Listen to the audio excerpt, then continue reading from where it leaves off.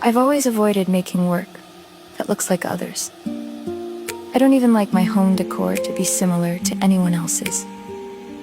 I prefer something different and unique, even if it's not perfect, as long as it has its own identity. To create something like this, you have to build and break it many times, testing different materials over and over again.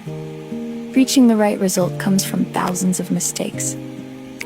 Mistakes we always say are okay because they become experience, and we have to accept that they never really end. This wall piece you see was first designed on paper. The bird motif is inspired by a bird found in Sasanian-era artworks. Then I created a 3D model of it and finally built it as a sculpture. I spent about 2 days designing and making this piece. This style of handmade work is for people who are looking for something special and different.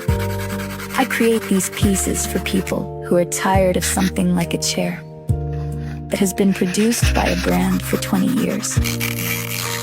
People who want their objects to have identity and a story.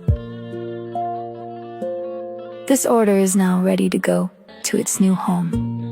I wish I could live